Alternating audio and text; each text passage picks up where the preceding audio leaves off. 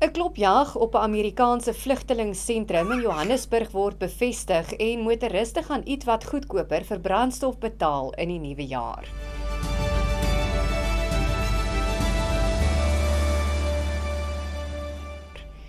Goeiemiddag en baie welkom by die Afrikaanse nuusbulletin op Pretoria FM. Die uitvoerende hoof van die burgerregte organisasie AfriForum, Kali Kriel, het vroeër vandag aan Pretoria FM bevestig dat hy inligting ontvang het dat Suid-Afrikaanse owerhede wel gister op 'n Amerikaanse sentrum vir vlugtelinge in Johannesburg toegeslaan het. Dit nadat 'n video van 'n kolonel Chris Wyatt wyd rondgestuur is oor lede in uniform wat glo op die sentrum toegeslaan en lede van die publiek geïntimideer het. This is a shocking development. Witnesses say that truckloads of uniformed officials shows up at this site. First off, what is Border Management and Immigration doing in the heart of Gauteng? Why aren't they at the Bight Bridge crossing, catching people crossing the river? Why aren't they up there at the Limpopo? Why are they in Joburg raiding this? This is not an informal settlement. This is a functioning business location where people have come there perfectly legitimately. And let's just throw all this out. Let's just say that there's no refugee program, all right? What the hell right does the government of South Africa have to do with interfere with people who are leaving the country? Unless, of course, they're criminals, but then South African Police Service would be involved, not Border Management and Immigration. Who is responsible for this? This is a major diplomatic provocation. This will cause ripple effects across the South Atlantic, all the way to Chesapeake Bay and all the way up Potomac River to the White House in Washington, D.C. Kriel sê die wyse waarop die klopjag uitgevoer is nie wys in die huidige diplomatieke spanning wat tussen Suid-Afrika en Amerika heers nie. Diplomatieke skakeling kon gebruik gewees het om te wys op die probleem en om daardie mense te deporteer. Maar om op hierdie wyse met groot fanfare 'n klopjag uit te voer, verswak net die verhoudinge met die FSA tot ons almal se nadeel. Dis ook onnodig om Suid-Afrikaners te intimideer soos wat gebeur het. Ek het vanoggend gesels met een van die persone wat teenwoordig was saam met haar man en kind en die res van haar uitgebreide familie. Daar's aanmerkings en spottery gewees om te sê, ag shame, are you the whiteys that are fleeing the country? Om te sê, we know who you are. Hulle is met selfone afgeneem, hulle motor se registrasienommers is afgeneem. Daardie mense leef in vrees en voel geïntimideerd. En dit is nie die soort van optrede wat mens verwag in 'n land wat veronderstel is om 'n demokrasie te wees nie. Die minister van Binnelandse Sake, Dr. Leon Schreiber, het inligting bekend gemaak wat daarop dui dat 'n wettige operasie gister uitgevoer is vanweë beweerde verontagsaming van Suid-Afrikaanse immigrasiewette.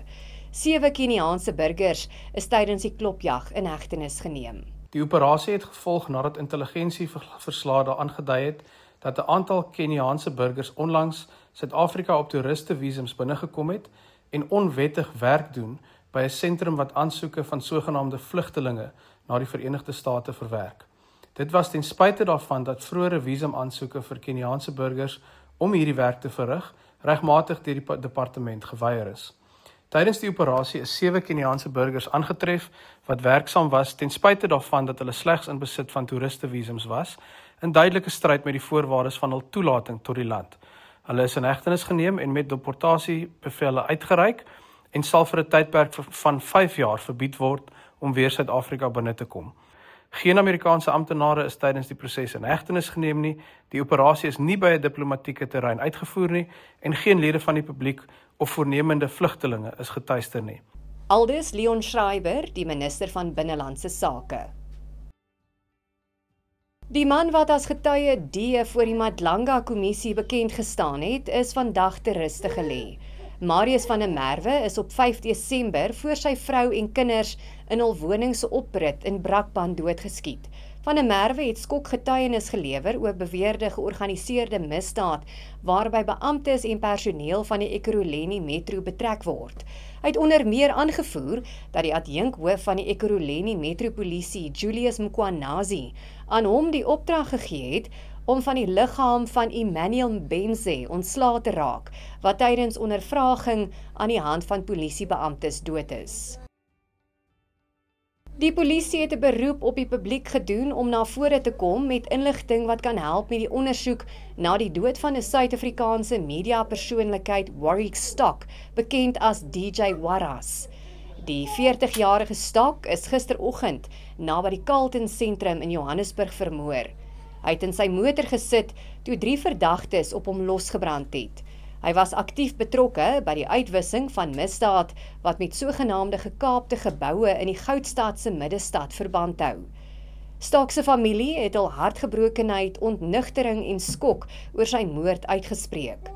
Niemand is nog in hegtenis geneem nie en die motief vir sy moord is nog nie bekend nie.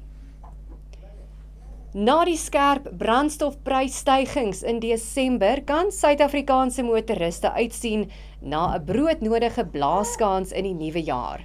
Volgens die jongste daaglikse brandstofprysdata van die Sentrale Energiefonds kan diesel met tussen 94 sent en R1.02 per liter daal. Petrol tussen 15 en 17 sent per liter goedkoper word en die daling word gedryf deur laer internasionale oliepryse, 'n sterker rand en die feit dat die randolieprys 'n meerjarige laagtepunt bereik het. En op daai positiewe noot groet ek jou vanmiddag. Dankie vir die saamkyk, 'n mooi aand en 'n mooi donderdag. Dan maak ons môre weer so.